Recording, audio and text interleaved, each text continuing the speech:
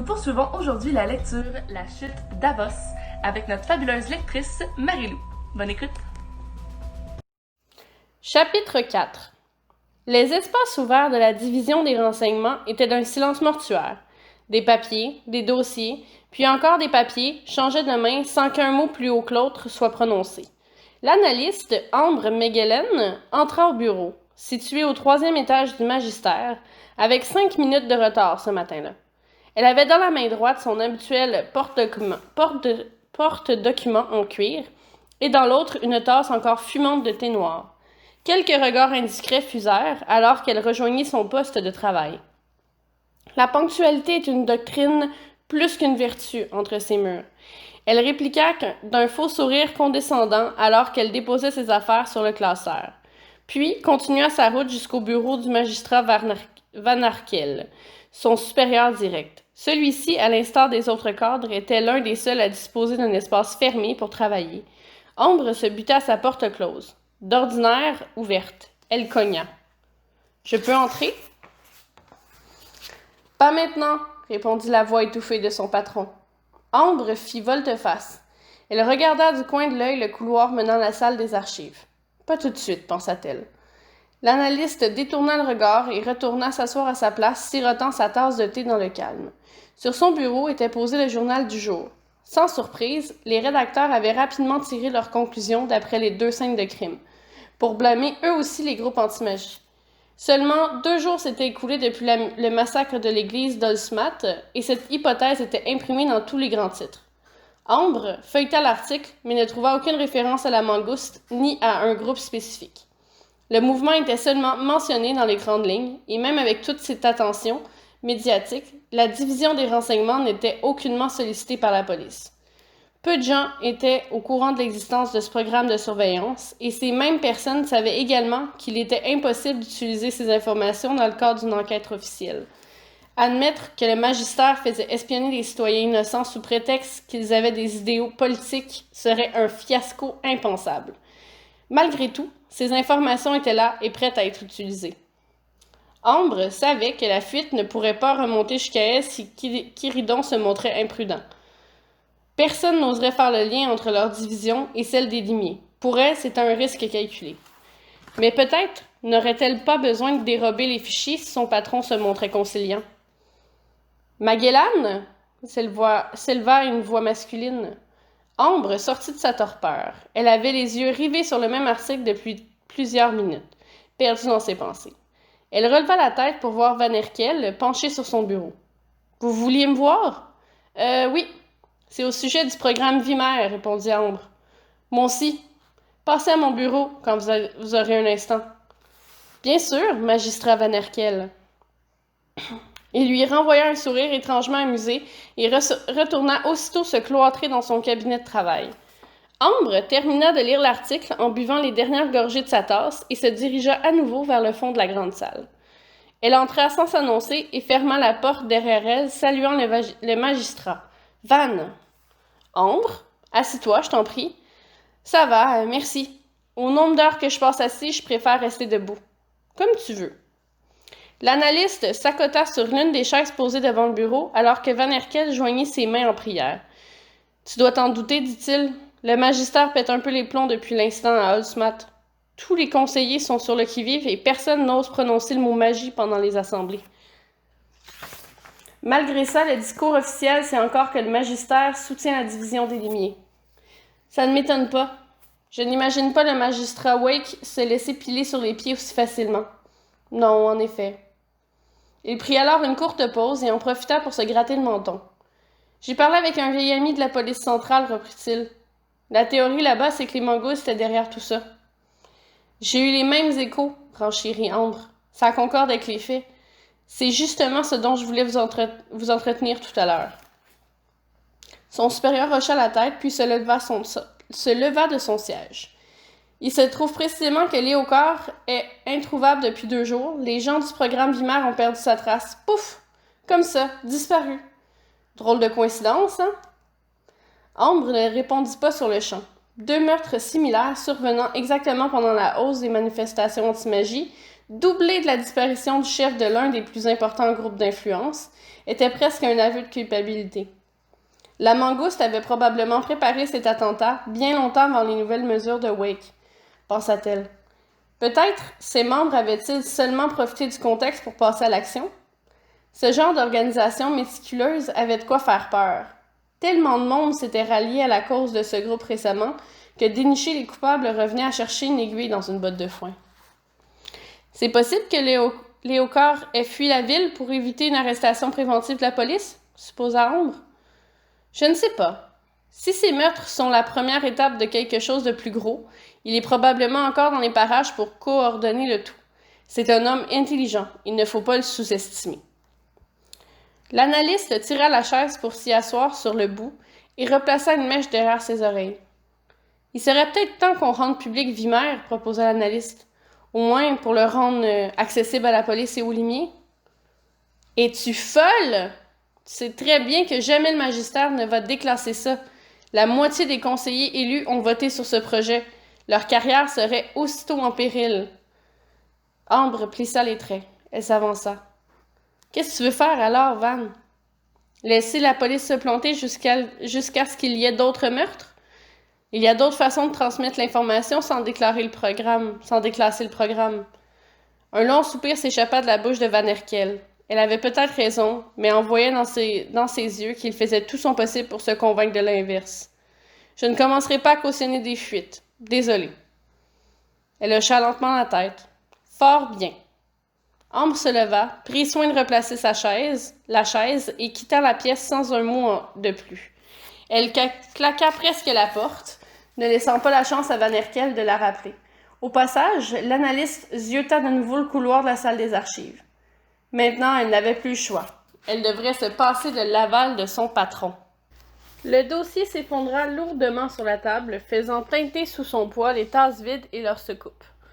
Ambre fit craquer ses jointures en regardant son frangin d'un air pétri d'orgueil. « Et voilà le travail, » annonça-t-elle. Assis de l'autre côté du dossier, Kiridon observait le résultat du labeur de sa sœur, les bras croisés. « Félicitations, » souffla-t-il d'un ton las. Il s'empara dès lors du dossier et ouvrit la reliure pour fureter rapidement entre les pages. Ambre fit le tour de la table et s'installa pour pouvoir regarder au-dessus de l'épaule de son frère. Avec tout le mal qu'elle s'était donné pour mettre la main sur ses papiers, elle aussi était curieuse de connaître leur contenu. Les yeux du limier pétillaient à mesure qu'il tournait les pages. Ce dossier comportait assurément plus d'informations que ce qu'il avait pu imaginer. Ambre et lui restèrent ainsi à lire pendant des longues minutes, dans le silence le plus total. Satisfait de son premier aperçu, Kiridon referma la chemise et se leva de sa chaise prêt à partir. « Je te le rapporte une fois que j'en aurai terminé avec la mangouste. Merci encore pour... »« Pardon ?» dit-elle. Ambre resta interdite un instant, puis arracha violemment la chemise des mains de son frère. Le pauvre ne résista pas, complètement décontenancé. « Qu'est-ce qui te prend? » demanda-t-il. « Ce dossier ne doit pas quitter cette maison. » L'expression grave sur le visage de sa grande sœur ne laissait planer aucun doute sur le sérieux de son intervention. « Je dois le rapporter au magistère demain matin au plus tard, reprit-elle. Je serai dans une merde monumentale si quelqu'un s'apercevait que j'ai emprunté ces infos. »« Tu rigoles? Je n'aurai jamais le temps de te le rapporter. Alors consulte-le ici. C'est mon unique condition. » Le limier regarda l'épais dossier vaciller entre les mains d'Ambre, considérant l'ampleur du travail qu'il avait devant lui. Contrairement au rapport de police, ces informations étaient vitales pour son enquête. Il ne pouvait se permettre de s'en passer. « Ça va me prendre toute la nuit, admit-il. Ça tombe bien, j'ai un sofa et des bougies. Si tu commences maintenant, tu as amplement le temps de tout voir. Je pars travailler à 7 heures tapante. » Elle esquissa un léger rictus en tendant l'énorme dossier à son frère, puis le laissa tomber avant qu'il n'ait le temps de positionner ses bras. Kiridon le rattrapa de justesse, évitant ainsi que les papiers ne s'éparpillent partout au sol. « Super !» dit Kiridon, en prenant bien le soin de manifester son mécontentement d'un soupir bien senti. Ambre posa sa main sur l'épaule du jeune mage et le conduisit jusqu'au salon, où quelques coussins étaient éparpillés sur un sol de pierre autour d'une petite table d'appoint. On entendait crépiter les dernières braises du foyer, tamisant l'atmosphère tranquille de la pièce. « Vorskei » dit Kiridon, en agitant la main en direction des bougies posées sur la table. Celles-ci prirent feu à la simple prononciation de la formule en longarien, éclairant juste assez pour éviter de se ruiner les yeux sur ses papiers. Ambre était restée derrière, médusée par la démonstration de magie impromptue. « Tu frimes souvent avec tes pouvoirs ou c'est juste pour moi? » Kiridon accueillit la plaisanterie avec recul. Il baissa le regard. Pendant un instant, le limier n'avait pas compris pourquoi sa sœur aurait été étonnée de le voir utiliser ses capacités. « Excuse-moi, j'oublie des fois que les gens n'ont pas l'habitude. »« Ça ne fait rien. » Il posa le dossier sur la table et s'installa sur les coussins. Ambre le regarda faire un long moment, tout en restant plantée dans l'arche qui séparait le vestibule du salon. Voir son frère de nouveau dans la maison qu'ils avaient autrefois partagée lui faisait quelque chose. Seulement, elle n'arrivait pas à mettre le doigt sur cette émotion. Kiridon releva la tête, conscient qu'Ambre épiait ses mouvements depuis une bonne minute. « Oui? »« Ah, rien. Si tu as besoin d'être lavé, il y a de l'eau chaude à la cuisine. Elle ne restera pas longtemps. »« Merci. » Ambre lança un dernier sourire à son frère et l'abandonna à son travail pour prendre un peu de sommeil bien mérité. Au petit matin, Ambre se leva en panique. Regardant sa montre avec empressement, elle constata qu'elle était déjà en retard, d'une quinzaine de minutes. S'habillant à une vitesse folle, elle passa devant le salon où Kiridon avait visiblement trouvé le sommeil. Étendu sur plusieurs coussins au sol, le limier tenait toujours une feuille dans sa main. Ambre s'approcha et retira délicatement la page des pattes de son frère, réunissant chacun des documents afin de remettre le dossier en ordre avant de l'apporter au magistère. Réveillé par le mouvement d'Ambre et par le craquement du papier, Kiridon se ranima, les globes oculaires tout collés. « Bonjour, dit-il. » Ambre ignora la salutation, continuant de chercher les feuilles manquantes, disséminées un peu partout dans le salon. « Tu as vu ton bordel? » souffla-t-elle. « Tu as trouvé quelque chose, au moins? » Kiridon se frotta les yeux tout en pointant son carnet ouvert à une page remplie de gribouillis. « J'ai noté le nom et les déplacements de plusieurs associés proches de Léocard, mais à part une taverne miteuse à laquelle certains se rendent, ils n'ont pas l'air d'avoir de lieu de rencontre fixe. » Non, la Mangouste n'a pas de quartier général en soi, ou du moins s'il y en a un, on ignore où il est. Ambre termina de regarnir la chemise avant de la glisser dans son porte-document. Elle le laissa près de l'entrée et disparut dans le couloir pour y chercher son manteau. Rien sur les activités qui pourraient laisser croire qu'ils auraient planifié ça? Héla-t-elle à travers la pièce? Non, mais les rapports proviennent tous des deux mêmes agents du renseignement. Ils n'ont pas pu tout voir. Je crois que je vais aller faire un tour à cette taverne pour essayer de trouver les membres mentionnés dans le dossier. Peut-être que l'un d'entre eux sait où se cache Léocard. Ambre revint dans le salon, au pas de course, prit son porte-document et sprinta de nouveau jusqu'au vestibule pour enfiler ses bottes. « Tu as l'air pressé, dit Kiridon. »« Pressé? Mon patron va me tuer. Il me faut 20 minutes de marche pour me rendre au magistère. Je dois changer de ce foutu réveil. »« À bientôt. À bientôt, répondit-elle sèchement. Ambre claqua la porte derrière elle et descendit les quelques marches qui la séparaient du sol avant d'entamer un jogging en direction de l'avenue du Caire. Elle courut un long moment, puis dut s'arrêter pour reprendre son souffle, une fois passée la rue commerciale. Sa respiration était saccadée. Elle regarda l'eau s'écouler dans le canal de l'arrivée, ne pouvant s'empêcher de repenser à cet étrange au revoir qu'elle avait échangé avec Kiridon.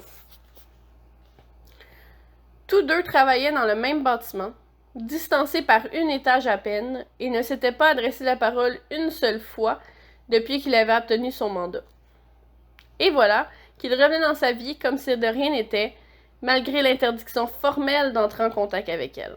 Car en devenant limier, il avait renoncé à sa vie d'autrefois. Tous ses sacrifices pour ne devenir qu'une vulgaire arme, pensa-t-elle. Avec modération, Ambre continua de jogger le long du canal et tourna sur la grande allée, apercevant le magistère se dresser au loin. Comme chaque matin, elle monta jusqu'au 3e étage et passa la guérite de sécurité en présentant son badge. Elle déambula dans l'allée des bureaux jusqu'à son poste, de nouveau dévisagé par la moitié de l'étage. Sa collègue du bureau d'en face leva les yeux au ciel, feignant l'exaspération. Plutôt que de répliquer avec son arrogance habituelle, Ambre crut plus adéquat de faire comme si elle n'existait pas. Avec un peu de chance, Van Herkel passerait l'éponge. Comme de fait, les heures qui suivirent son arrivée furent assez paisibles. Il y avait cependant trop de circulation dans le bureau pour qu'elle puisse remettre les documents à leur place sans risquer de se faire voir. Elle attendrait l'heure du midi, en croisant les doigts pour que personne ne remarque l'absence de la chemise d'ici là. Les gens commencèrent à quitter, petit à petit, aux environs de 11 heures. C'était le moment idéal, pensa-t-elle. Elle sortit la chemise de son porte-documents et la mêla à d'autres dossiers qui traînaient sur son poste. Les papiers en main, elle se leva en direction de la salle des archives, déterminée à en finir au plus vite. Au même moment, Van Herkel sortit de son bureau. Ambre tourna dans le couloir, essayant de se dissimuler derrière une armoire. Le superviseur passa son chemin, sans même tourner la tête vers elle. Elle fit semblant de feuilleter sa pile de documents, jusqu'à ce qu'il y ait passé la porte, puis s'avança d'un pas rapide vers les archives. Une fois à l'intérieur, Ambre localisa rapidement le classeur dans lequel elle avait cherché la chemise. La veille, elle se dépêcha de l'ouvrir et essaya de se rappeler dans quel onglet elle l'avait trouvée, pour finalement la remettre à peu près comme dans son souvenir. Le rangement était souvent défaillant de toute façon. Elle fit demi-tour et retourna sur l'étage, fermant la porte derrière elle. Retournant à son poste, elle vit Van Herkel assis sur sa chaise, un morceau de pain entre les doigts. Ambre serra les poings. « Tu avais besoin d'un truc aux archives? » demanda-t-il. Van leva la tête et jeta quelques regards furtifs aux alentours. Ambre devinait qu'il avait peur que quelqu'un l'ait entendu la tutoyer. Heureusement pour le superviseur, la plupart des bureaux étaient complètement inhabités. Cette courte distraction donna le temps nécessaire à l'analyste d'essayer de concocter un mensonge approprié. « Pourquoi vous demandez? »« pour discuter, » répondit Van en prenant une généreuse bouchée de pain.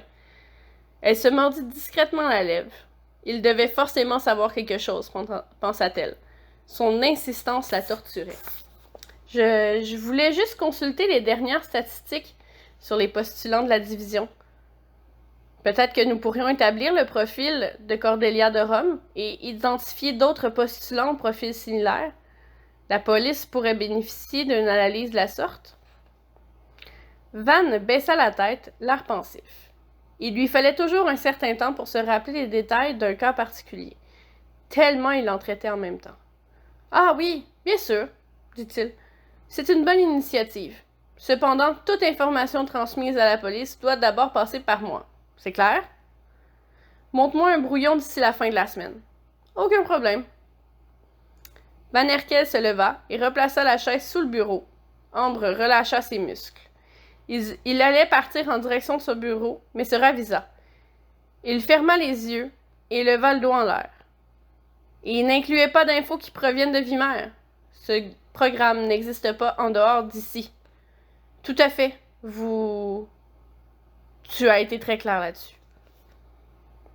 Elle déglutit. Elle avait sans doute Il y avait sans doute autre chose. Van Herkel n'avait pas pour habitude de venir voir ses employés directement sans avoir quelque chose derrière la tête. Le superviseur lui lança un petit sourire satisfait, puis frotta nerveusement ses mains ensemble. Peu importe ce dont il s'agissait, Van Herkel n'avait visiblement pas envie d'aborder le sujet. « Et ton retard de ce matin? » Ambre soupira. C'était donc cela. « Van, on en a déjà discuté. Oui, je sais, tu travailles 2 fois plus, même si tu es là 2 fois moins, se rappelait-il en l'assistant. Mais c'est important pour les autres de devoir arriver à l'heure, sinon j'ai l'air de te laisser faire n'importe quoi. Tu as raison. Ça n'arrivera plus. Je sais que c'est faux, souffla-t-il. Van Herkel prit une nouvelle bouchée de pain, puis tourna les talons pour s'éclipser dans son bureau. Ambre inspira longuement. Elle s'était donné du boulot supplémentaire, mais peut-être avait-elle réussi à esquiver la suspicion de son employeur. Chapitre 5. Il pleuvait à torrents. Kiridon Magellan se trouvait dans le quartier sud d'Avost, à la recherche d'une certaine taverne du nom de la Tanière. Nom étrangement approprié vu la clientèle que l'on y trouvait normalement. Ce genre de trou à rats avait peu de chances d'être un repère d'activistes intellectuels. Mais cela valait sans doute le coup d'y jeter un œil, pensa Kiridon. Le jeune mage laissa passer une carriole tirée par 2 chevaux et traversa la rue. Cheminant jusqu'à l'entrée de la taverne, regardé de travers par le videur, il passa devant lui et fit son entrée dans le bar à l'atmosphère pour le moins éclectique. Le limier avait du mal à voir à 2 pas devant lui tant la fumée ambiante dégagée par du tabac en combustion était épaisse. Il toussa à plusieurs reprises avant de s'habituer à l'air. On entendait, enterré par le bruit des discussions, une barde locale grattant son luth et accompagnée d'un second musicien jouant du cor. Le limier retira son capuchon trempé et s'immisça dans la masse pour arriver jusqu'au bar. Il essaya d'attirer l'attention du serveur. Un hydromel, je vous prie. Ça marche, répondit l'homme au crâne dégarni. Le serveur se pencha sous le comptoir pour y prendre une chope en bois, puis fit couler l'alcool de miel à même le tonneau en prenant bien soin de pencher le verre. Kiridon fouilla dans la poche de son manteau pour trouver quelques piécettes et en profita pour sortir son calepin. « Ce sera tout? » dit le serveur en posant la chope sur le bar. « Pas exactement, non. » Le limier lui fit signe d'attendre un instant alors qu'il jetait un rapide coup d'œil aux notes prises la nuit d'avant. Son doigt défila sur la liste de noms dressés par le soin des enquêteurs du renseignement. Il avait encerclé au préalable celui qui avait été aperçu le plus souvent à la tanière. Un véritable habitué, selon le rapport. J'ai rendez-vous avec un certain Svren Locke ce soir. Vous ne l'avez pas vu par hasard? Le serveur dut s'arrêter un bon moment pour réfléchir. Non, pas depuis un bon 10 minutes, s'esclaffa-t-il. Kiridon lui renvoya un sourire en coin, tout en faisant son possible pour garder son sérieux. Pour l'instant, ses sources avaient l'air fiables. Vous le trouverez sans doute à la table 5 si tout se passe bien, poursuivit le serveur. Dans ce coin là-bas, là. Dans le coin là-bas. Il pointa alors une table à sa gauche, dissimulée par une multitude de clients agglutinés au centre de la pièce. Kiridon remercia le serveur, sans même prendre la boisson qu'il avait commandée, puis se fraya un chemin jusqu'à la direction indiquée. Assis au fond de la banquette se trouvait un homme seul, maigre, mi-trentaine. Svren Locke avait un regard à faire peur, derrière lequel se cachaient des yeux dangereusement intelligents. Le limier tira une chaise vers lui et s'invita à la table. « Bien le bonjour, Svren. » L'homme posa son verre de bière noire. Il ouvrit la bouche pour parler, mais resta interdit un moment devant la désinvolture du nouvel arrivant. « Je me rappelle pas avoir vu ta gueule quelque part, fit-il, avant de reprendre son verre pour s'enfiler une longue gorgée du liquide opaque. « C'est normal, je suis nouveau dans le coin, dit Kiridon. Il se trouve que j'ai un intérêt nouvellement fondé pour tes petits amis. »« Lesquels? » ?»« La mangouste. » Il eut un froid. L'homme prit une gorgée de bière, puis désigna l'épée accrochée dans le dos de Kiridon. « Les journalistes ne portent pas d'armes, d'habitude, commenta Svren. »« Bien observé. » Kiridon avança sa chaise et posa ses mains contre la surface de la table. « Je cherche Léocard. On m'a dit que tu pouvais m'aider à le trouver. » Le regard incisif de l'homme laissait peu de place à la nuance. Il savait exactement pourquoi Kiridon était là. « Tout dépend, dit-il. À l'heure actuelle, je ne sais pas où il est. Il fera surface lorsqu'il jugera le moment opportun. » J'ai envie d'accélérer les choses un peu. Fais attention à ce que tu demandes, petit gars. Kiridon ravala sa salive. Il n'aimait pas se faire traiter ainsi, mais la peur l'empêchait de répliquer.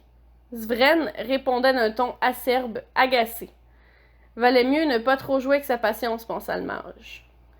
Écoute, Écoutez, je ne veux pas d'ennui. Je pose 2 ou 3 questions et je repars. L'homme hocha la tête, considérant cette option. Ses yeux dévièrent vers une petite entrée à la gauche du bar, qui semblait mener à l'extérieur. « Qui êtes-vous » dit Svren. « Kéridon. » Encore une fois, allait répondre d'une réplique sardonique, mais s'arrêta.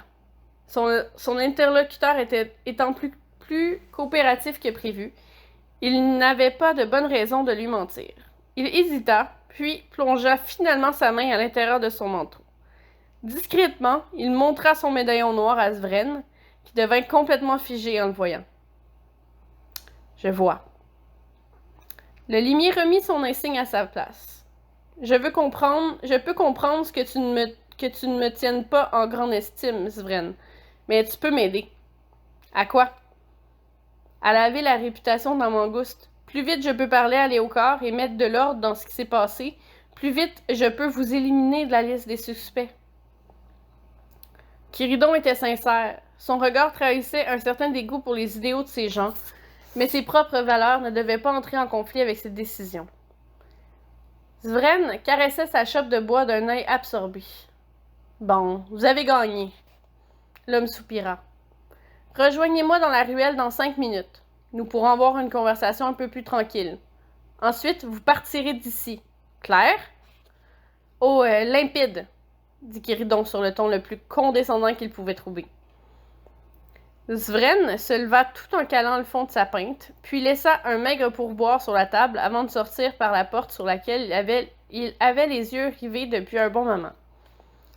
Kéridon le regarda partir, examinant sa démarche pour savoir s'il paraissait nerveux, s'il comptait s'enfuir. Mais les pas de Svren étaient lents, décidés. Le limier profita de cette courte pause pour noter ses premières observations dans son carnet. Peut-être que Wake avait-il exagéré sur les probabilités réelles que la mangouste soit impliquée dans les assassinats des mages. Les traces retrouvées à Osmat étaient compromettantes, mais ne prouvaient rien, pensa Kéridon. Il referma son calepin et se leva à son tour, empruntant la même voie que son interlocuteur 5 minutes avant lui. Il croisa à l'entrée un placard à balai ainsi qu'un accès à l'abondante réserve de tonneaux de la taverne. Kéridon passa son chemin et continua jusqu'à une porte menant directement à l'arrière du bâtiment. Très sombre, la ruelle n'était que partiellement éclairée par un réverbère à l'huile de colza, dont la vitre brisée faisait flancher l'intensité de la lumière au gré du vent. La pluie avait quelque peu cessé, mais demeurait une nuisance. Kéridon resserra son manteau près de lui, cherchant Svren des yeux. « Ici !» héla la voix de son interlocuteur. Sous une gouttière, le membre de la mangouste enflammait sa pipe d'une allumette en essayant avec sa main de protéger le tabac de l'humidité. Kéridon s'avança, cherchant lui aussi à se soustraire au courroux de la pluie. « Alors, dit Svren, qu'est-ce que vous voulez savoir, mage? »« Où trouver Léocard, tout simplement. »« Je vous ai dit que je l'ignorais. Quoi d'autre? » Kéridon haussa les sourcils. « C'est pourtant la seule chose qui pourrait vous écarter de mon enquête, en disparaissant. En disparaissant, votre chef ne fait qu'attirer l'attention sur vous. » Svren prit une bouffée. Les cendres s'illuminèrent à l'intérieur du fourneau de sa pipe, créant une ténébreuse lueur autour de sa bouche. Il expira au moment où il semblait terminer sa réflexion. « Si je peux vous dire une chose, c'est que Léocard ne mettrait pas en danger des années de travail pour de tels actes stupides. Ces actes ne nous rendent pas service, elles discréditent notre mouvement. Alors peut-être sont-elles perpétrées par des agents libres au sein de votre groupe? Des gens encore plus extrémistes que vous? Je ne sais pas. C'est pourquoi je dois voir votre chef. » Il s'arrêta pour fumer de nouveau, expirant cette fois-ci la fumée dans les yeux du limier. « C'est hors de question, » conclut Svren. Kéridon toussa et entreprit de fusiller du regard son interlocuteur. Il inspira, essayant de retrouver son calme. « Donnez-moi au moins un nom, quelqu'un qui pourrait m'aider à le trouver. »« Allez vous faire foutre. » Kéridon soupira. « Bon, j'ai assez perdu de temps. » Le limier arracha la pipe de la bouche de Svren et lui envoya une solide gauche en plein dans le visage. Svren hurla en encaissant le coup, mais fut aussitôt rattrapé par le collet, par Chiridon, qui le plaqua violemment au mur. Approchant sa main du visage de l'homme, il créa des flammes dans sa paume en guise de menace. La lueur du feu se reflétait dans les pupilles terrifiées de Svren, qui essayait de lutter contre l'emprise du limier. Un nom! Svren ricana alors que du sang s'échappait de sa bouche. Vous ne connaissez rien d'autre que la force, railla-t-il. Vos pouvoirs ne font pas tout. Ah bon? Chiridon rétracta sa main, faisant disparaître son sort, puis agrippa Svren pour le jeter dans la ruelle. Celui-ci bascula vers l'avant, s'effondrant contre les dalles de pierre. Il recracha du sang qui se noyait parmi les gouttes au sol. Deuxième chance, s'impatienta Chiridon. Qui peut me dire où trouver Léocard? Svren cracha de nouveau, puis glissa en essayant de retrouver l'équilibre. Il resta étendu ainsi un moment contemplant l'humiliation que venait de lui infliger le jeune mage. « Jen !» finit-il par cracher. « C'est l'assistante de Léocard, une grande idiote aux cheveux noirs. » Un sourire se glissa sur les lèvres de Chiridon, et il se souvenait d'avoir lu ce nom dans les dossiers que lui avait obtenu sa sœur. « C'est un début. Et elle vient à la tanière? » « Parfois. » Le limier ramassa la pipe au sol, puis s'approcha pour aider Svren à se relever. Il lui tendit l'objet reçu avec confusion par le membre de la mangouste. « J'ai besoin de plus qu'un « parfois », précisa Chiridon. Oui, elle vient, mais elle passe le plus clair de son temps avec Léocard. Peut-être qu'elle est avec lui, je ne sais pas. » « Ça ne m'aide pas beaucoup, alors. Vous devrez pourtant vous en contenter, dit Svren. » Une déflagration retentit. La balle de plomb fendit l'air et atteignit Svren sur le flanc droit. Chiridon retint le corps de son interlocuteur, puis se retourna brusquement en direction du coup de feu pour y voir, au bout de la ruelle, une silhouette en noir abaissant son mousquet. La bouche de Svren s'inonda de sang alors qu'il manquait d'air pour crier. Ses poumons étaient perforés. Sans réfléchir davantage, Chiridon lâcha l'homme et se lança à la poursuite du tireur. Ce dernier enfila la courroie de son arme autour de son bras et déguerpit aussitôt au fond de la ruelle. Le limier sortit son pistolet de son étui et tira le chien, essayant de viser du mieux qu'il pouvait tout en continuant de courir. Il fit feu une première fois, ratant sa cible. Le barillet triangulaire de l'arme se mut accompagné d'un cliquetis, passant ainsi à la seconde balle. Il s'arrêta pour stabiliser sa mire et tira de nouveau. L'homme échappa au projectile en sprintant sur le côté, empruntant la première rue qu'il croisa sur sa droite. Chiridon regarda autour de lui, essayant de réfléchir à un raccourci pour prendre le fugitif au dépourvu. D'un coup de tête, il passa par-dessus la clôture métallique d'une propriété privée, puis estima la hauteur de la maison de ville qui se trouvait devant lui. Difficile à escalader, mais pas impossible, pensa Limier. Il remit son pistolet à sa ceinture et courut en direction de la maison avant de se propulser dans les airs en évoquant de brèves bourrasques magiques. À plusieurs mètres du sol, il arriva à s'accrocher à la corniche de la fenêtre du premier étage, puis entreprit de se hisser jusqu'au toit en pente de l'immeuble. Au sommet, il pouvait apercevoir l'homme s'enfuir le long de la rue d'à côté. Chiridon courut sur le toit de tôle et enjamba le vide jusqu'à l'immeuble adjacent, talonnant sa cible. Reprenant son arme en main, il fit feu à nouveau, mais manqua pour la troisième fois. Son arme étant vide, il n'avait plus d'autre choix que de sauter. Il tenta de s'aligner avec la trajectoire de l'homme, puis s'élança du haut du premier étage, utilisant une nouvelle vague de vent afin d'alentir sa chute. Plus que quelques mètres. Presque au sol, il atterrit brusquement à un cheveu de sa cible, parvenant à empoigner son manteau de justesse. L'assassin, déstabilisé un instant, se retourna pour asséner un puissant coup de pied sur le torse de Chiridon. Le jeune mage eut le souffle coupé. L'homme prit de nouveau la fuite alors que le limier amassait ses forces pour se relever et continuer sa course. Un écart se creusa entre les deux hommes, sillonnant les rues complètement désertes. Il y avait peu de chance pour que leur trajet coïncide avec les patrouilles de la police. Mais Chiridon se doutait que tôt ou tard, les passages étroits de la basse ville réussiraient à le coincer d'eux-mêmes.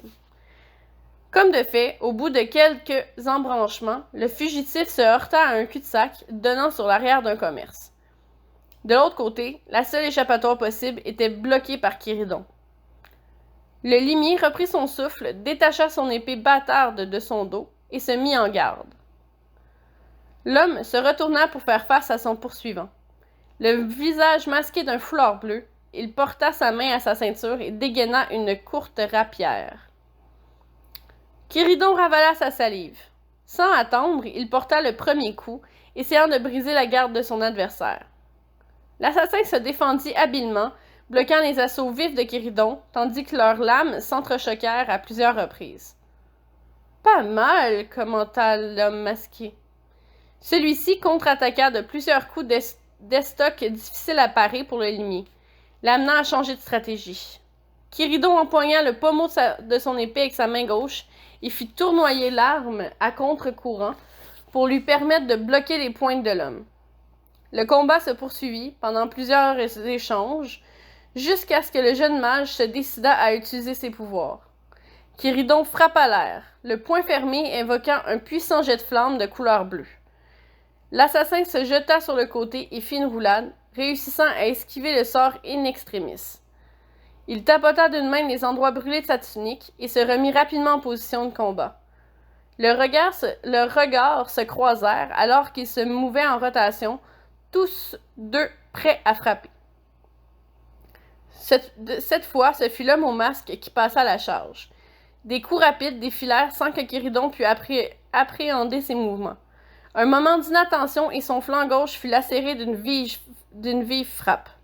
Le limier hurla. Faisant fi de sa douleur pour riposter d'une savate, son adversaire chuta au sol, désarçonné. Kiridon regarda le sang s'écouler de sa plaie en serrant les dents. La pointe de la rapière ayant facilement réussi à percer le cuir bouilli de son armure, il poussa un juron et forma un nouveau jet de flamme dans sa main, envoyant presque toute son énergie en direction de l'homme. Celui-ci lâcha sa lame et sauta hors du feu pour s'extirper de la chaleur, haletante. Le limier interrompit alors son sort. « Ma patience a des limites, » lança Kiridon. « Rendez-vous. » L'homme se renfrogna. Sa main se glissa dans un étui de cuir attaché à sa ceinture, d'où il ressortit une petite tige de métal cuivré, dont l'extrémité sphérique était parsemée de pointes. Un coudreau, devina Kiridon. Un seul coup de ce bâton, et il pourrait dire adieu à ses pouvoirs pour un bon moment. L'arme que l'assassin tenait dans ses mains, au simple contact de sa peau, le drainerait instantanément de toute sa capacité magique. Le jeune mage leva sa main au ciel, lançant une incantation magnétique. « Jukil Magna !» Il ferma les yeux, puisant dans ses dernières ressources pour s'essayer d'attirer le coudreau à lui. Mais le bâton resta immobile dans les mains de l'assassin qui arborait un sourire fier. « Vous n'avez jamais vu un de ces trucs avant? Ça paraît, commenta-t-il. Ces armes sont immunisées à vos petits tours. » L'homme brandit le coudreau devant lui, obligeant Kiridon à reculer de quelques pas. Le limier soupira, coincé dans une impasse, et ne pouvait pas risquer de se retrouver complètement paralysé par le choc. Il empoigna son épée bâtarde à deux mains, priant pour qu'il puisse bloquer le coudreau. Son adversaire préféra plutôt se retirer, reculant dans la ruelle. « Vous avez perdu une bataille, le nargua l'homme, mais n'abandonnez pas la guerre. » Kiridon fronça les sourcils, ayant du mal à cacher sa surprise. Il était à sa merci et l'assassin préférait fuir les lieux plutôt que de mettre sa menace à exécution. « Je n'y compte pas, » dit Kiridon. Son opposant s'inclina, agitant son bras pour compléter sa révérence, et se sauva en vitesse pour disparaître ensuite dans l'ombre des bas quartiers d'Abost. Le limier demeura immobile à contempler cet échec, beaucoup plus douloureux encore que la blessure qu'il avait à l'abdomen. Kiridon avait filé au poste du plus vite qu'il l'avait pu, reportant à la police l'assassinat de Svrenlok. Gal, réveillé une fois de plus par le lieutenant Reed, s'était assuré de dépêcher rapidement l'équipe scientifique de Martin pour récupérer la dépouille à l'extérieur de la tanière. Il y avait également cru bon faire enfermer le limier dans son bureau jusqu'à ce qu'il arrivât, car à la vitesse à laquelle les rumeurs se répandaient depuis le début de cette affaire, Le commissaire voulait être le premier à prendre connaissance du rapport pour ainsi concevoir la nouvelle fable qui allait fournir aux journaux. Alors que le limier eut raconté l'ensemble des événements dans ses moindres détails, la discussion avait rapidement tourné au vinaigre. « Quoi? Non, vous ne comprenez pas, protesta Quiridon. Je vous dis que c'est moi qui l'ai poursuivi et non l'inverse. Peu importe, répondit Gall. Ça nous fait mal paraître. Vous avez été attaqués tous les deux, monsieur. Tous les deux. Monsieur Locke a été tué et vous avez dû battre en retraite parce que jusqu'à ce que vous ayez réussi à le semer. Quiridon alla répliquer, mais se tut. Il voyait un peu où le commissaire voulait en arriver. Admettre qu'il avait délibérément laissé filer un suspect majeur serait un véritable désastre médiatique. Se faire réprimander par la presse ne ferait qu'alourdir leur tâche. Et je vais tâcher de mettre cette histoire de foulard bleu dans mon communiqué, poursuivit Gall. Même s'il me semble clair que la mangouste a essayé de faire taire Locke. Nous ne pouvons pas prouver qu'il s'agisse vraiment d'eux. Oui, dit le limier, la voix embarrassée. Gall hocha la tête lentement. Il n'avait pas besoin d'en dire plus. Même s'il écartait d'office l'implication de la mangouste dans leur communication, la presse en viendrait probablement à une hypothèse qui jetterait le blâme sur ses membres et qui, une fois de plus, donnerait la crédibilité nécessaire à la police pour décupler ses efforts contre le groupe. Quiridon se frotta nerveusement les yeux, laissant échapper un bâillement des plus lasses. « Votre blessure, ça va? » demanda Gall. « Ah, l'infirmière du poste m'a rafistolé. D'ici une semaine, les pointitures devraient avoir cicatrisé complètement la plaie. »« Très bien. Prenez une journée ou deux pour récupérer. Je vous veux en forme au début de la semaine prochaine. » Quiridon acquiesça. « J'y serai, mais pour l'heure, je dois retourner au magistère. Le haut limier attend mon rapport pour demain matin. » Il serra poliment la main du commissaire, puis se leva de sa chaise. Au moment où il s'apprêtait à sortir, Gall l'interpella. « Au fait, vous avez fait preuve d'un flair incroyable pour localiser Locke à cette taverne.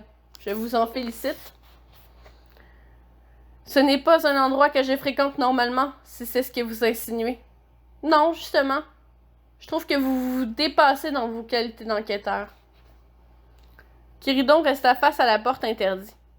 Il savait reconnaître le sarcasme lorsqu'il l'entendait, et il ne répondrait pas à ses allusions. La dernière chose qu'il voulait était de compromettre l'emploi de sa sœur au renseignement.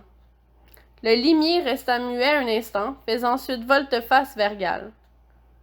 « Puis-je vous poser une question, commissaire? »« Je vous en prie. »« Ça ne vous ennuie pas de combattre la mangouste?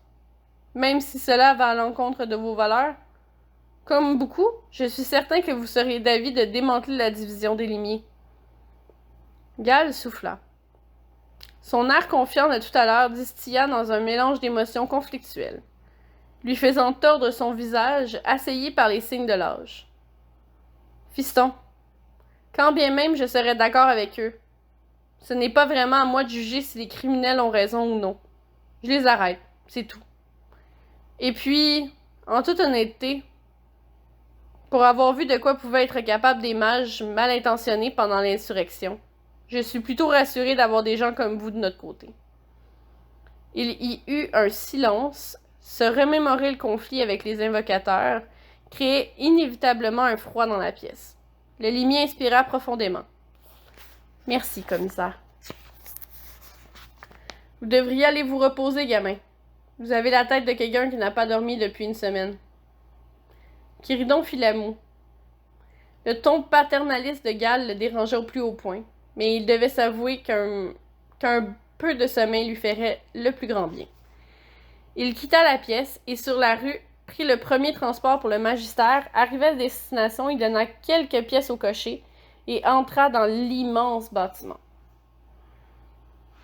Le limier profita alors de ces rares instants de solitude pour se laver. Il se rendit à la cuisine de l'étage pour y chercher de l'eau, puis en ramenant une pleine bassine dans sa chambre avant de se mettre nu. Il plongea un linge dans l'eau tiède et s'épongea l'entièreté du corps, accordant une importance particulière aux traces de sang sec qui abondaient près de sa plaie. Il fit également usage de l'eau pour raser sa barbe de 3 jours. difficilement percevable vu sa couleur, mais affreusement dérangeante. Enfin, une fois ses ablutions terminées, il enfila une tunique blanche et prit place à son pupitre pour réviser ses notes. Son carnet en main, il relut les quelques lignes qu'il avait écrites pendant son investigation. Il référent ensuite le résultat de sa conversation avec le commissaire. S'ensuivit un long bâillement qui le persuada de déposer son stylo plume et d'éteindre la lampe à l'huile sur le coin de son pupitre. Quelques pas derrière lui, son lit douillet l'attendait. Quiridon se glissa sous les couvertures, poussant un soupir de satisfaction alors qu'il posait sa tête sur son oreiller de plume. À peine eut le temps de fermer les yeux et qu'il avait déjà sombré dans un sommeil profond et réparateur. Ce fut le soleil qui le réveilla plusieurs heures plus tard. À n'en juger par sa hauteur au travers de la fenêtre, il devait être plus de midi. Quiridon s'extirpa du lit pour remettre son armure sans oublier son caractéristique manteau. Bientôt, il naviguait dans les couloirs du magistère pour se diriger vers le bureau du haut limier. Sans même cogner, Quiridon s'invita à l'intérieur, surprenant Wake alors qu'il était en pleine rencontre avec Tara Hordan. « Quiridon » fit Wake, surpris. « Désolé, s'excusa le mage, ça ne fait rien, entre. Nous avions presque terminé. » Quiridon s'avança, restant en retrait pour ne pas interrompre trop brusquement la discussion. « Tara » continua Wake. « Ce mage clandestin, tu penses qu'il aurait fui vers le sud? » « Oui, tout indique qu'il aurait pu trouver refuge à Longrast. Il a de la famille là-bas. »« Très bien, tu as mon autorisation pour y aller. Je connais des gens qui prennent la route du désert noir. Si tu veux, c'est beaucoup plus rapide que de contourner les dunes par la route classique. »« Merci, dit-elle. » Elle fit volte-face pour quitter la pièce, saluant son collègue d'un simple mouvement de tête que Quiridon lui renvoya. Son regard s'égara vers elle un moment, distrait par son apparence sulfureuse.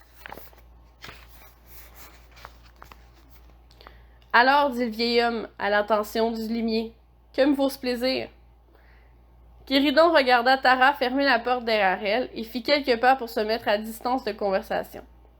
« Le commissaire Gall veut que je rencontre des journalistes pour l'édition de demain. Je sais que ce n'est pas vraiment en nos pratiques, alors... Qu'importe. Fais ce que bon te semble. » Wake balaya de l'air du revers de la main, arrachant un sourcillement à Quiridon. « Cette affaire est devenue très polarisée, » expliqua le haut. « Il est important que notre voix soit entendue. La mangouste est extrêmement populaire auprès du public. Il faut lui faire comprendre que ce sont des provocateurs et des assassins, rien de plus. » Quiridon acquiesça. Les groupes anti-magie étaient tolérants tant qu'ils restaient pacifiques. Mais la mangouste avait, à son avis, franchi un pas dont il était difficile de se relever. « Je suis d'accord. La population doit arrêter de remettre sans cesse notre existence en cause. »« Tout à fait. C'est pourquoi il est capital que tu mettes le grappin sur Léocard, pour qu'il soit jugé pour ses crimes en bonne et due forme. J'ai peut-être une piste qui pourrait me mener à lui et je compte bien l'exploiter. En as-tu discuté avec la police? Non, je préfère travailler seul pour l'instant. » Un sourire amusé se dessina sur le visage de Wake. « Ah vraiment, prononça-t-il, appuyant chaque syllabe. Quiridon resta interdit, ne comprenant pas où il voulait en venir. « J'ai lu le rapport de l'incident d'hier. N'essaie pas de me faire croire que tu as trouvé cette taverne par pur hasard. Je ne suis pas dupe, tu sais. » Le jeune mage demeura silencieux. Il n'avait aucun argument pour se défendre. Wake devait avoir compris qu'il avait repris contact avec Ambre. Ce faisant, il avait enfreint l'une des rares règles auxquelles les limiers devaient se plier. Mais Wake ne semblait pas spécialement en colère. Il conservait son air diverti, tandis que Quiridon sentait sa gorge se serrer. « Fais attention, Quiridon, » poursuivit le haut. « Si je suis assez malin pour deviner que tu as demandé l'aide de ta sœur, d'autres le sauront, éventuellement. » Chapitre 6. Son frère, faisant les manchettes, et c'était de sa faute. Elle ne savait pas trop si elle devait en être fière ou embarrassée. Le gros titre. Un limier attaqué par la mangouste. Imprimé en lettres majuscules, lui paraissait cependant tiré par les cheveux. Ambre Magellan replia le journal et le déposa sur le coin de la table avant de reprendre sa plume pour continuer la première version de la liste des dossiers des postulants, qu'elle comptait partager avec les services de police. Elle souffla. Cela faisait déjà des heures qu'elle fouillait pour trouver des documents pertinents pour leur enquête. En réalité, il était surtout question de faire profil bas. Cette liste se devait d'être impeccable si elle espérait rester dans les bonnes grâces de Van Erkel.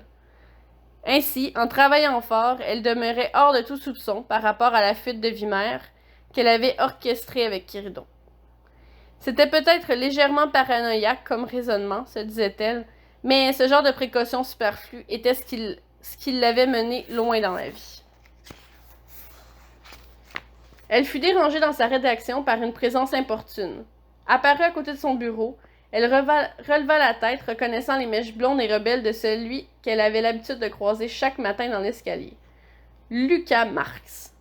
C'était un jeune archiviste qui avait su bénéficier des faveurs de son père pour obtenir cet emploi, pour lequel il était légendairement sous-qualifié.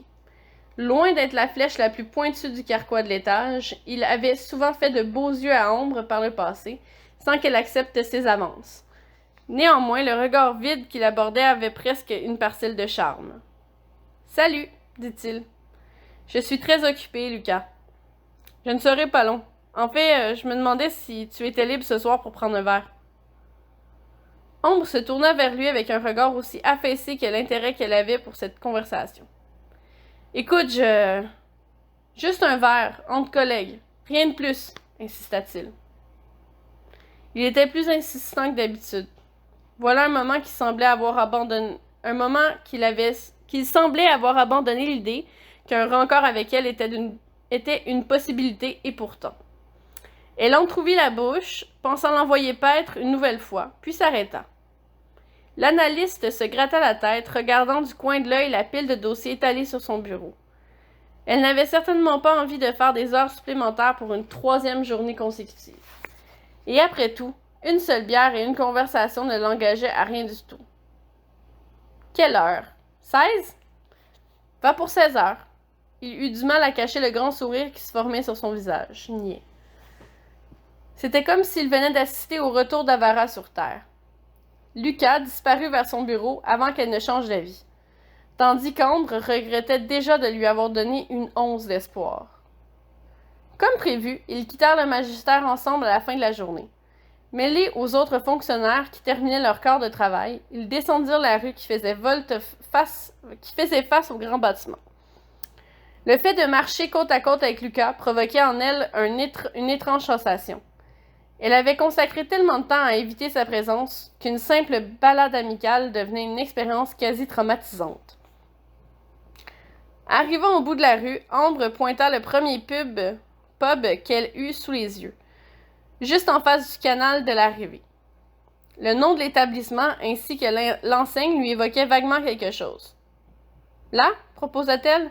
« Ce n'est pas le pub où les gens du bureau vont d'habitude? » En réalité, elle n'en avait aucune idée. Ambre était rarement du genre à venir aux réunions arrosées de ses collègues. Pour elle, le travail et la vie sociale avaient toujours été deux choses complètement distinctes. Du moins, jusqu'à cet instant. Oui, dit Lucas. Mais je connais un endroit intéressant, tu vas voir. Leur promenade les amena jusqu'à la place commerciale au cœur de la ville. Durant le trajet, Lucas s'était montré étrangement peu loquace par rapport à leur conversation précédente. D'ordinaire, il était du genre à toujours vouloir combler les silences. Ce devait être le stress, se dit-elle. Pourtant, même si l'importance que lui accordait le blondinet flattait son amour-propre, elle devait s'avouer repoussée par tout le reste. Quelques embranchements plus loin, ils débouchèrent sur un carrefour. Au croisement, on pouvait apercevoir une vieille maison à la brique roussie, devant laquelle une dizaine de passants s'arrêtaient. Curieux. Un panneau en bois gravé d'une tête de lion pendait au-dessus de la porte. Il s'agissait de l'un des bistrots les plus réputés d'Avost. Il allait sans dire. « Le lion d'or, ce n'est pas vraiment dans ma palette, avoua Ombre. »« Tu es déjà venu? » demanda Lucas. « Tout comme la moitié de la ville, oui. C'est fou comme cet endroit est toujours plein à craquer. » Lucas semblait perdu. On voyait dans ses yeux hagards qu'il cherchait quoi répondre. Allons-y, s'il y a trop de gens, nous irons ailleurs, dit-il enfin. Voilà qu'il devenait plus étrange encore, pensa Ambre. À quoi bon aller prendre un verre si c'était pour aller dans un endroit qu'elle exécrait? Ils traversèrent le carrefour et firent leur entrée dans l'auberge. Comme à l'accoutumée, il y avait tellement de gens qu'on avait du mal à voir le mur du fond. Ambre soupira, tandis que Lucas se frayait un chemin parmi la dense clientèle, à la recherche d'une table vide. Ambre tourna la tête, puis vit une place se libérer près de la vitrine juste à l'avant. « Celle-là est disponible, dit-elle, en désignant l'endroit. Attends, allons voir par là, répondit-il en continuant de s'enfoncer dans l'établissement. L'analyste se mit à sourire. Elle avait du mal à compter dans sa tête toutes les maladresses qu'enchaînait Lucas depuis le début de la journée. S'il cherchait à la charmer, il commençait vraiment du pied gauche. Ambre lui emboîta le pas à contre-cœur devant se glisser entre plusieurs groupes attroupés autour du bar. Comme de fait, jusqu'au fond de l'auberge, toutes les places étaient occupées. L'analyste fit signe à Lucas de revenir à l'avant, mais celui-ci resta immobile, droit comme un piquet, près d'une table à laquelle était assis un homme d'âge mûr qui les dévisageait.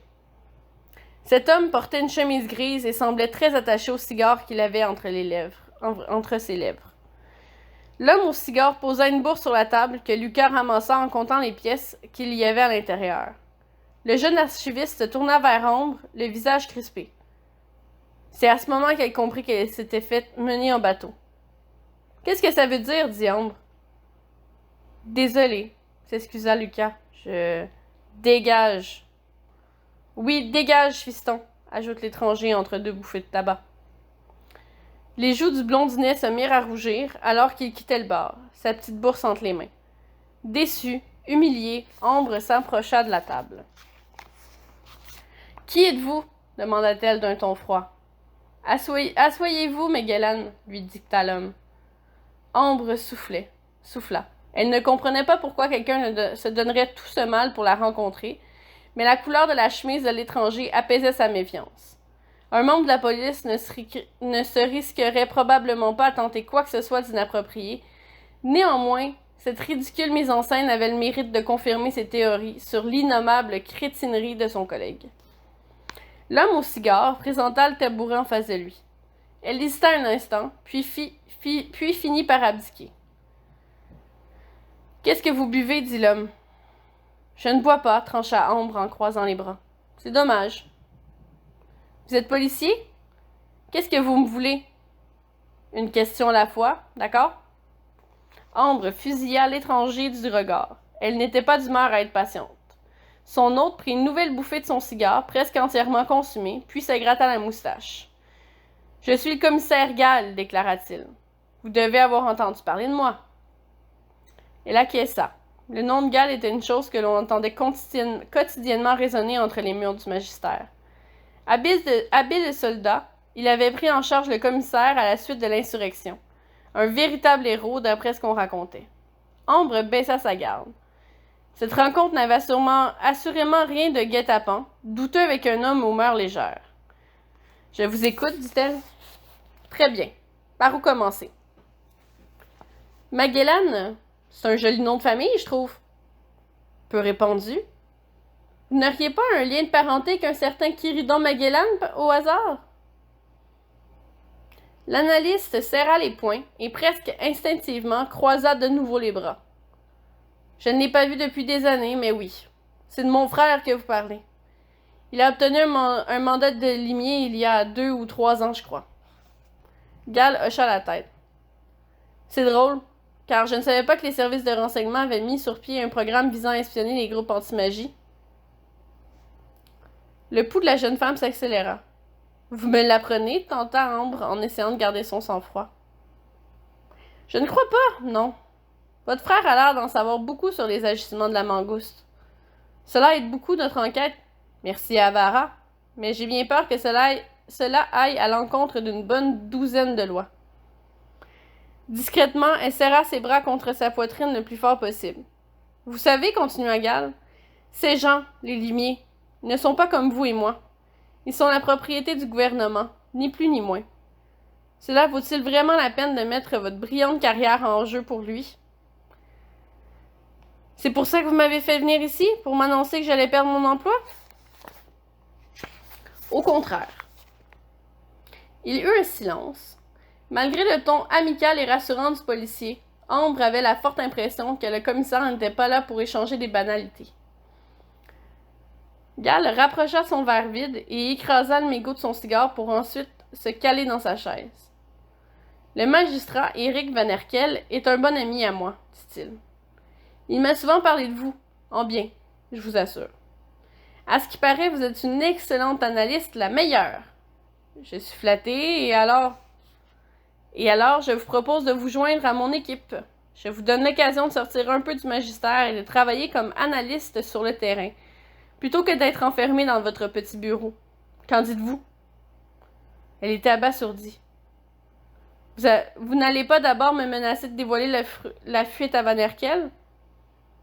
Pas si ce n'est pas nécessaire. Écoutez, vous êtes compétente et vous connaissez le dossier. Je vous veux à bord, c'est aussi simple que ça.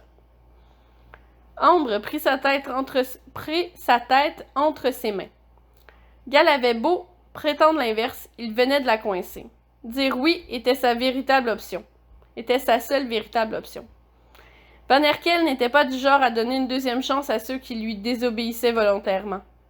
Laisser Gal mettre sa menace à exécution signait la fin de sa carrière irrémédiablement. D'un côté, travailler sur le terrain était une perspective intéressante, mais elle n'avait jamais pensé que l'occasion se présenterait de cette façon. Un court moment d'hésitation suivit. Pourtant, elle n'avait pas besoin de réfléchir davantage pour se faire une idée. « D'accord, consentit Ambre. » Un large sourire se dessina sur les lèvres du commissaire, qui visiblement souriait plutôt rarement. Avant qu'il ne puisse ouvrir la bouche, l'analyste leva le doigt en l'air, démontrant qu'elle n'avait pas l'intention de céder aussi facilement. « Seulement, j'accepte à 2 conditions. La première, que vous m'offriez un salaire équivalent à celui que je gagne au renseignement.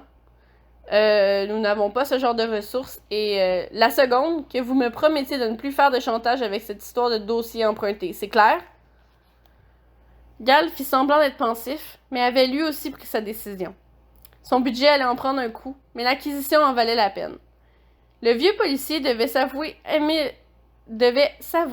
aimer l'aplomb avec lequel Ambre négociait. Un trait de famille, très certainement. « C'est clair, dit-il. J'accepte vos conditions du moment que vous soyez plus agréable à côtoyer que votre frère. »« Je ne peux rien vous promettre, » rétorqua l'analyste en bouffant. Gal hocha la tête et tendit la main. Ambre s'étira alors et accepta la poignée solennelle qu'il vint sceller cet accord. Le lendemain, ses mains tremblaient. Assise à son bureau, Ambre regardait ses collègues travailler alors qu'elle cherchait le courage qui lui manquait pour aller rencontrer son patron. Sur sa table de travail, le brouillon de la liste qu'elle avait promis à Van Herkel était là, toujours inachevé. Elle relut les premières lignes, se rappelant le temps immense qu'elle avait mis pour trouver ses documents sur les postulants du pensionnat, sachant pertinemment qu'elle n'aurait pas l'occasion de terminer. Jamais Ambre ne s'était imaginée à partir si tôt du magistère, encore moins en démissionnant. On lui avait toujours promis une longue et fructueuse carrière en ses murs, une stabilité d'emploi de marbre et un salaire alléchant, tout ce que les gens de son âge n'avaient pas. En mettant ses promesses derrière elle, Ambre avait l'impression de trahir la confiance de Van Herkel avait placée en elle en la prenant dans son équipe 4 ans plus tôt, alors qu'elle sortait fraîchement de l'école. Elle avait l'impression de tourner le dos à la personne qui lui avait permis de se hisser si rapidement à un poste de prestige. Elle souffla. Le temps n'était plus au regret. Il fallait que ce soit aujourd'hui. Gal s'était montrée imperméable sur ce point. Elle inspira, puis se leva de son siège d'un geste déterminé. Les pas qui la séparaient du bureau du magistrat paraissaient tout à coup gigantesques à franchir. Elle entama sa marche, voyant au loin Lucas Marc se dresser sur son chemin. Le visage rempli de repentance, il se précipita pour l'intercepter. Elle accéléra le pas pour le sommer en vain. « Ambre, je suis désolée pour hier, dit-il en essayant de garder la cadence. Ce gars, le commissaire, il voulait vraiment te voir, et puis... N'en parlons plus, Lucas. Mais je tiens vraiment à me faire pardonner. » Elle s'arrêta net. « Ah bon? Très bien, dans ce cas, fais-moi une fleur et fiche le camp de ma vie. » D'abord, en détresse, les yeux du blondinet s'imbibèrent rapidement d'eau. Et même avec ce regard de chien battu, Lucas ne lui inspirait pas la moindre once de pitié. Elle lui briserait le cœur encore et encore si nécessaire, se dit-elle. Ne pleure pas, lança sèchement Ambre embarrassée. Je ne fais que suivre ses ordres, oui, en acceptant une somme d'argent, pas dégueulasse du tout, d'après la taille de la bourse. Ambre, je croyais qu'il y avait quelque chose entre nous deux. Elle soupira en secouant la tête, abasourdie par l'idiotie complètement hors concours de Lucas. Oui, il y a bien quelque chose. Mon indifférence. Elle bouscula l'archiviste et continua sa route vers la porte du fond, le laissant seul comme un débile au beau milieu de la rangée de bureaux. Elle avança plus rapidement. Se vider le cœur sur Lucas lui avait donné un peu de confiance pour ce qui l'attendait. Sans frapper, Ambre entra dans le cabinet de Van Herkel et ferma la porte derrière elle. « Van, je dois te parler, » lança-t-elle. Debout, en train de garnir sa serviette de documents, le superviseur fit les gros yeux à l'analyste. « J'ai une rencontre avec le conseil au premier. Tu vas attendre un peu? »« Non. » Il se massa le front, abandonnant sa serviette pour s'asseoir. « J'imagine que c'est hyper important, du moins je l'espère. C'est au sujet de ta liste? » Pas vraiment, non. Ambre se rapprocha, choisissant cette fois de prendre place dans l'un des fauteuils en biais. Elle évita le regard de son patron, clouant ses yeux au sol. L'assurance dont elle avait fait preuve en entrant s'évanouissait peu à peu. Je ne travaillerai plus ici à partir d'aujourd'hui. Van Herkel resta interdit, attendant la suite de cette déclaration soudaine. Mais Ambre resta silencieuse. « D'accord, » dit Van d'un ton calme. « Tu me remettras ta lettre de démission quand tu auras l'occasion, avant de quitter. » Ambre pencha la tête sur le côté. Elle ne comprenait pas l'intonation si sereine de son patron. Relevant la tête, elle crut apercevoir un sourire réconfortant sur les lèvres de Van Herkel. « Tu n'es pas fâché? » marmonna-t-elle estomaquée. « Fâché? Pourquoi je serais fâchée? J'aurais aimé être avisée un peu plus tôt, c'est vrai. Mais je me doutais que ce jour viendrait éventuellement. » « Comment ça? »« Les gens comme toi finissent toujours par partir, expliqua le superviseur. Je présume que d'autres branches du gouvernement sont venues solliciter tes services? » « C'est évident. »« Qui, si je peux me permettre? » Elle ravala sa salive. « Le commissaire Gall. » Van Herkel pouffa de rire. « Évidemment. » Le superviseur se releva, ajouta un papier ou deux à l'intérieur de sa serviette, puis serra la main d'Ambre, les yeux attendris. « C'était un véritable plaisir, dit-il. Bonne chance. »« Merci, Van. » Il acquiesça et fit sortir Ambre de son bureau avant de lui emboîter le pas. L'analyste était soulagé comme si on lui avait retiré un énorme poids qui pesait sur ses épaules. Elle regarda Van Herkel quitter par la porte principale, constatant qu'elle ne reverrait probablement jamais cet endroit. Elle passa par son poste de travail, puis ramassa les rares effets personnels qu'elle avait apportés ici. Sans saluer personne, Ambre descendit ensuite au premier étage et circula jusqu'à la guérite de sécurité, tournant le dos à ses 4 années de travail comme si de rien n'était.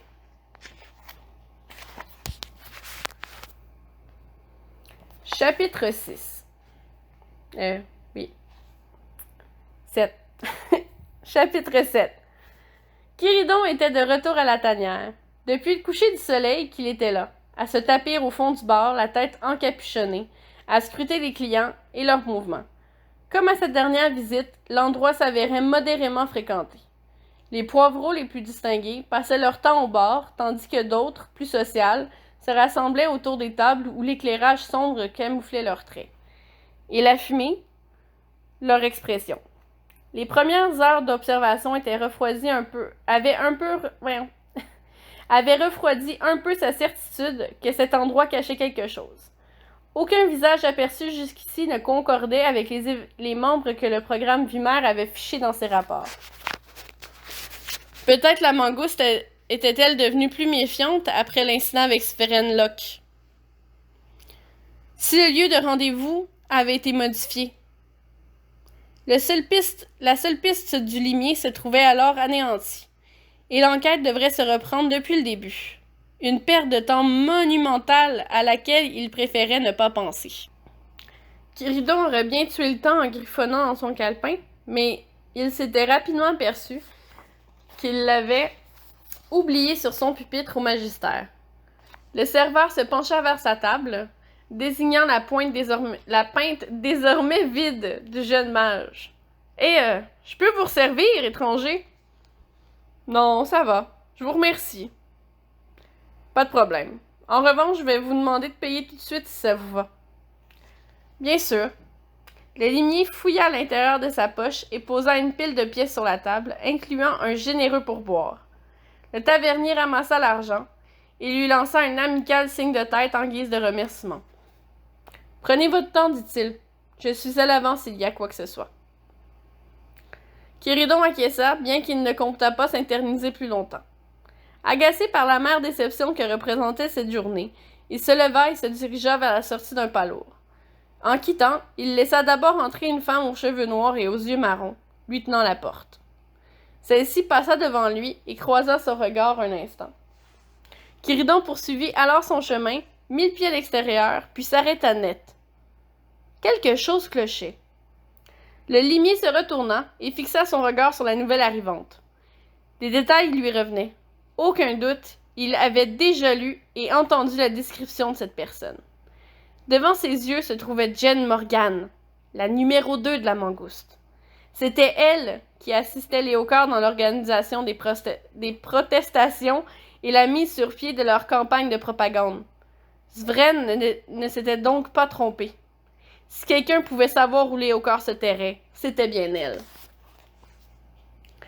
Il resta dans l'entrée un moment, regardant la femme à la chevelure sombre marcher jusque dans l'allée du fond, où elle bifurqua pour rentrer dans ce que Quiridon avait identifié comme étant un placard à balai. Discrètement, le limier s'approcha du bar et vint s'asseoir sur l'un des tabourets. Il attendrait patiemment qu'elle ressorte. Peut-être la Mangouste cachait-elle des informations importantes dans cette pièce. Peut-être même des armes. Dans tous les cas, la piste valait le coup d'être approfondie. Remarquant la présence de Quiridon au bar, le tavernier vint à sa rencontre, un large sourire aux lèvres. « Alors, on a changé d'avis? » Quiridon restait omnibilé par l'allée du fond, détournant à peine le regard pour considérer le serveur.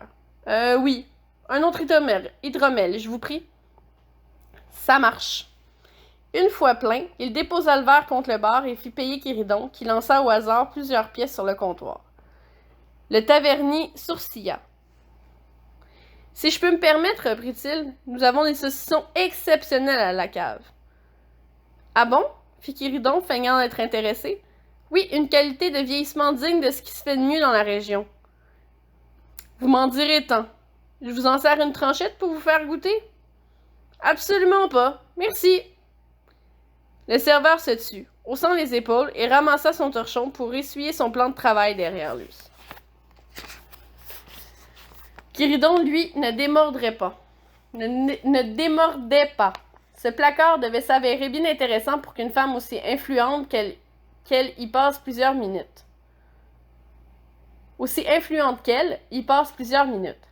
Il but sa pinte à petite lampée. Son impatience s'accentuait à chaque seconde qu'il passait. Quiridon put néanmoins voir le fond de la chope sans que Jen ressurgisse du placard. Après plus de 20 minutes, la porte était demeurée parfaitement close. Le limier était pourtant certain de ne pas avoir quitté des yeux l'allée. Il ne voyait pas comment elle aurait pu s'échapper à sa vigilance ainsi. Non, elle devait forcément y être encore. Il abandonna son verre et entreprit de la vérifier par lui-même. Si jamais on le surprendrait à faire fouiller, il n'aurait qu'à dire qu'il s'était trompé de porte. Arrivé dans l'allée par laquelle il avait suivi Svren, quelques jours plus tôt, Quiridon ouvrit la porte du placard à balai. Vide. Elle avait disparu, comme par magie. Il pénétra à l'intérieur, scrutant la minuscule pièce à la recherche d'un quelconque passage secret. La femme aux cheveux noirs avait bien dû sortir quelque part, par quelque part. Mais mis à part des étagères où se côtoyaient des articles ménagers et ce qui semblait être des livres de contes, il n'y avait pas grand-chose qui fût digne d'intérêt. Quiridon prit un des épais livres au hasard et le feuilleta. Pour n'y trouver que de la comptabilité banale de l'établissement, jetant un regard discret derrière lui, il ferma la porte, coupant ainsi toute source de lumière. À l'intérieur de la niche, de sa main droite, le limier évoqua un orbre Vrenden. Il agita dans chaque recoin de la pièce. Il observait la lumière verte rebondir sur les murs, cherchant une ouverture où elle risquait de s'échapper. Une fine crevasse à la hauteur de la moulure laissait planer un ombre qui dénotait la présence d'une cavité. Quiridon passa sa main gauche contre le bois et cogna dessus, écoutant l'écho résonner derrière. « Gagné !» Essayant d'être silencieux, il déplaça plusieurs objets dans la pièce, balais, seaux, dossiers, mais rien ne semblait dissimuler un quelconque mécanisme. Il détacha sa sphère lumineuse de ses mains, la laissant musarder dans les airs, puis posa ses mains contre le mur. Le limier exerça alors une pression qui déclencha un lourd grincement métallique dans l'exiguïté de la pièce. Le mur pivota alors sur lui-même, dévoilant au sol une entrée creusée à même la terre qui descendait à l'étage inférieur, accessible par une échelle rudimentaire. Le cœur du mage s'accéléra. Sa curiosité l'incitait à continuer, mais son côté plus sage l'implorait de faire demi-tour pour informer Gall de sa découverte. Il pencha la tête, approchant son ombre Vrenden pour jeter un coup d'œil.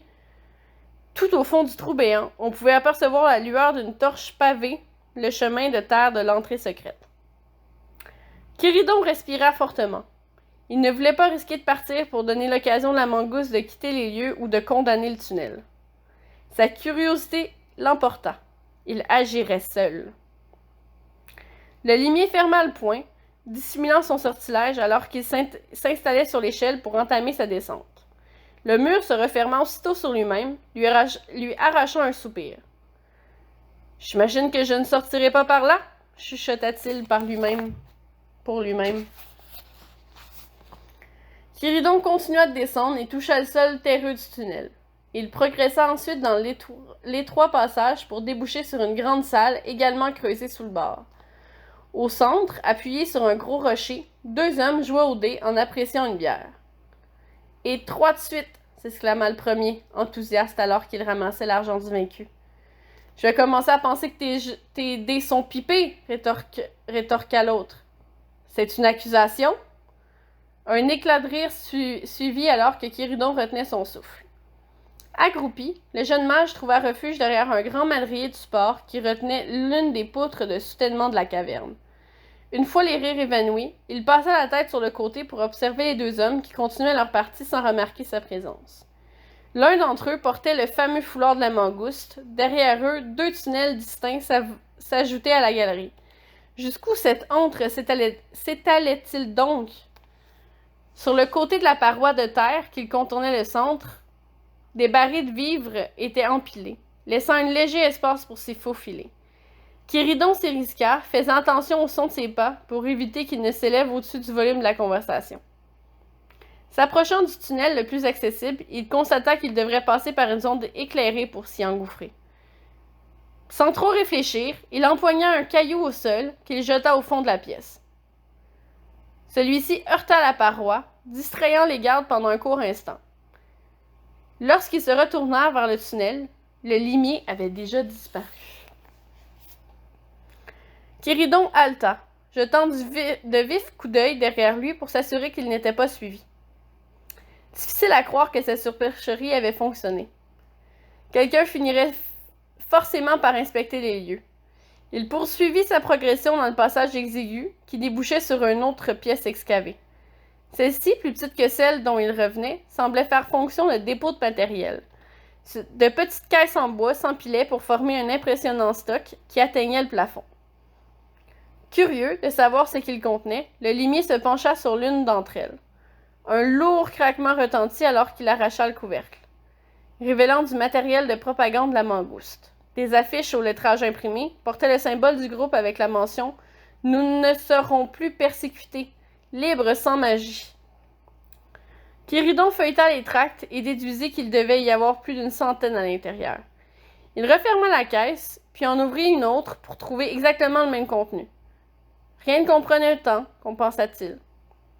Ces affiches étaient distribuées depuis un bon moment déjà en ville.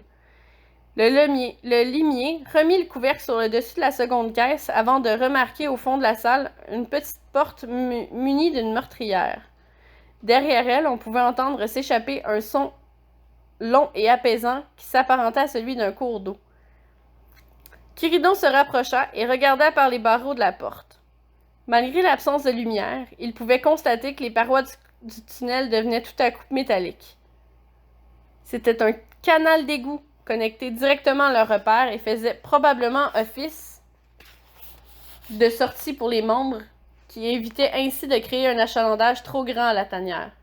« Hé, y a un problème? » Quiridon sursauta et fit volte-face. L'un des deux hommes qui jouaient au dé se tenait devant lui, les bras croisés et l'air mauvais. « Paravara, vous m'avez fait peur, dit Quiridon. Vous tombez bien, on dirait que le loquet de l'accès aux égouts est brisé. Hein? Où ça? Eh bien, regardez par vous-même. L'homme fronça les sourcils et s'avança alors que Quiridon s'écartait du chemin pour le laisser inspecter le loquet en question. Je ne vois rien, admit-il. Si, regardez de plus près. Le garde grogna et se pencha davantage. Pendant ce temps, Quiridon empoigna la tête de l'homme et la cogna d'un geste sec contre le bois de la porte, avant de renchérir d'un coup de poing. L'homme tomba raide sur le sol, inconscient.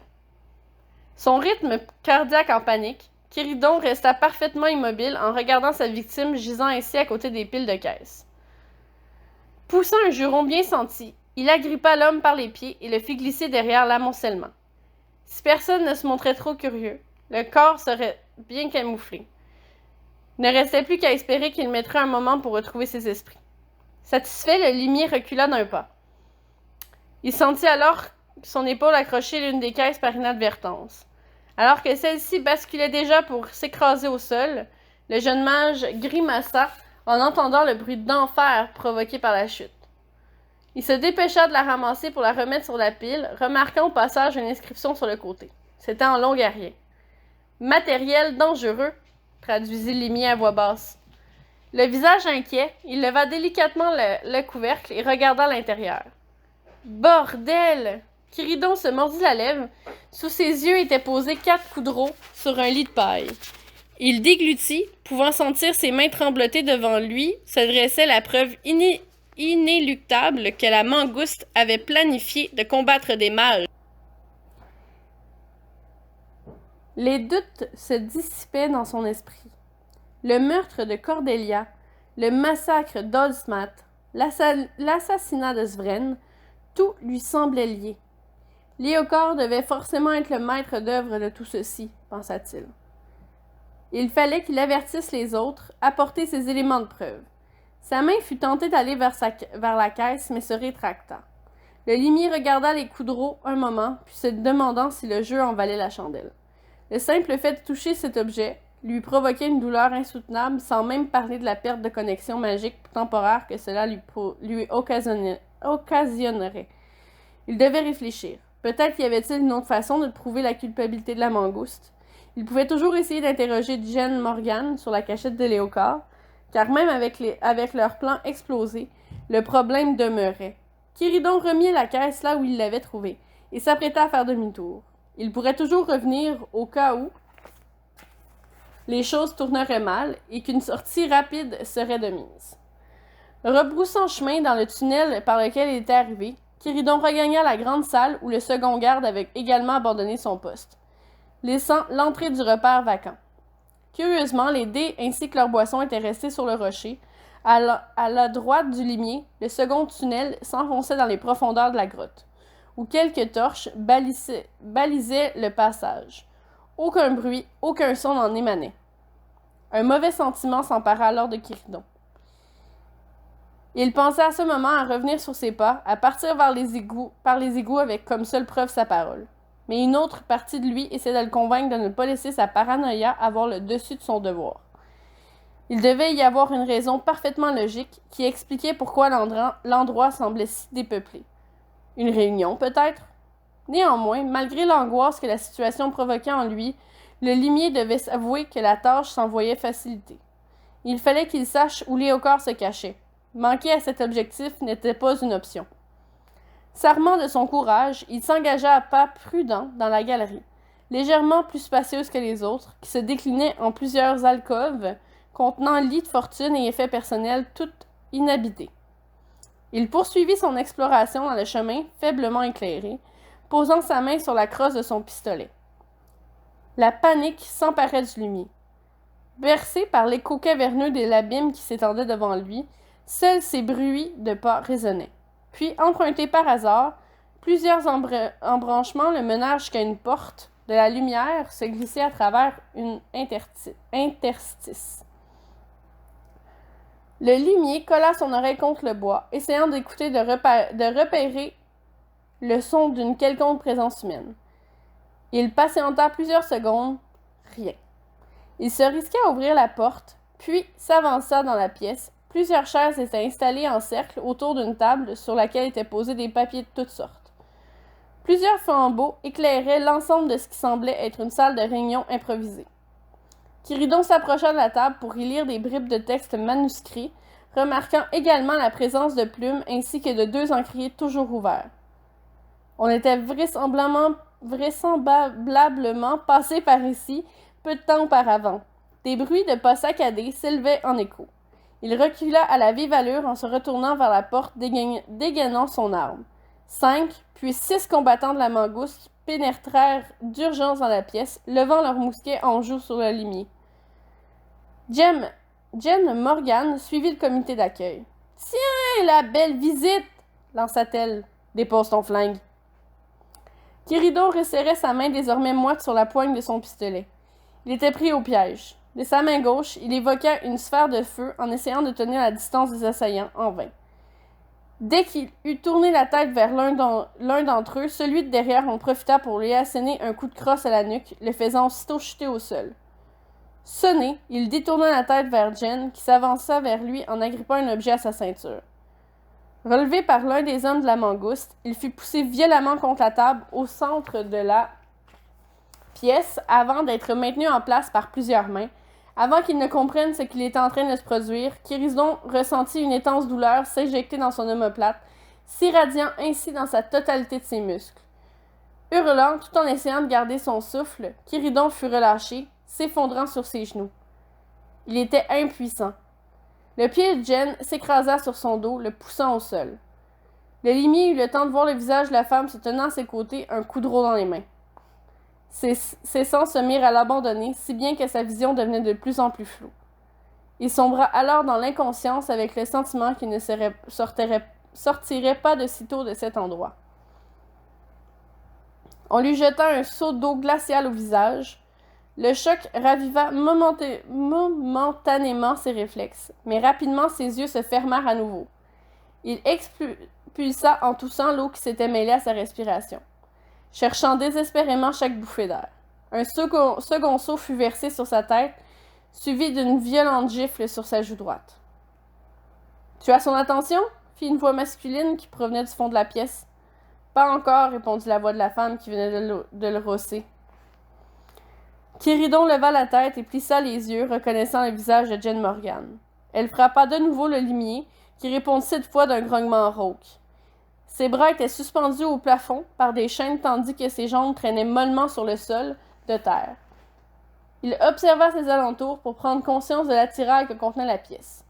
Sur une table, près de Jen, des instruments de torture étaient méticuleusement disposés en ordre de grandeur, tandis que des cages et autres excentricités meublaient la cellule.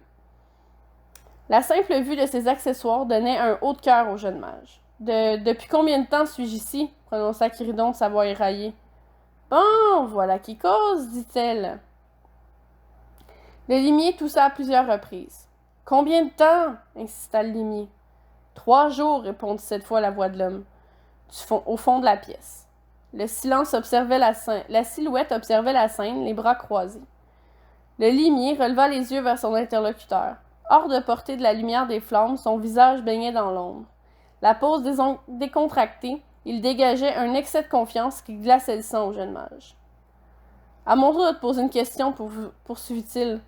Qu'est-ce qu'un limier du magistère pouvait trouver en venant fouiner ici? Pensait trouver en venant fouiner ici, hein? » Quiridon haussa les sourcils en essayant de feindre l'étonnement. « Limier, je ne vois pas de quoi vous voulez par... J'ai trouvé ton badge sur toi, inutile d'essayer. De plus, ce ne sont pas tous les mages qui réagissent ainsi bien au Coudreau. Tu es entraîné, ça ne fait pas de doute. Le jeune mage grommela. Ses poignets le faisaient souffrir, et il avait soif et l'esprit embrouillé. Il sentait que la magie ne lui répondait plus, que ses forces l'avaient abandonné. Peut-être l'avait-il drogué, ou alors peut-être que le Coudreau à lui seul était suffisant pour l'affaiblir à ce point. Dans tous les cas, si la mangouste se mettait en tête de le tuer, il n'avait aucun moyen de défense à sa disposition. Le voyant qui repart dans les vapes, se désola Jen. Je lui remets un beigne? L'homme du fond leva les doigts en l'air sans toutefois détourner son regard de Kiridon.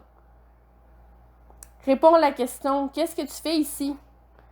Kiridon inspira longuement, récupérant l'énergie nécessaire pour formuler une phrase complète. Au cas où vous n'auriez pas remarqué, votre organisation est tapissée partout dans les journaux. Vous et votre chef, vous avez planifié le meurtre de nombreux innocents et je suis ici pour arrêter cette hérésie. La femme, aux cheveux d'ébène, leva les yeux au ciel tandis que l'homme laissa échapper un rire étouffé. Intéressant, dit-il. C'est donc le scénario qu'a concocté le magistère pour vous envoyer ici? Très intéressant. Qu'est-ce que vous racontez?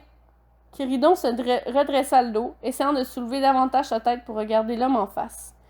Ce simple déplacement lui causa un profond malaise à la colonne vertébrale. Son corps, ankylosé et affaibli par le Coudreau, répondait mal à chaque requête de sa part. « Ne te démène pas trop, » lui conseilla l'homme.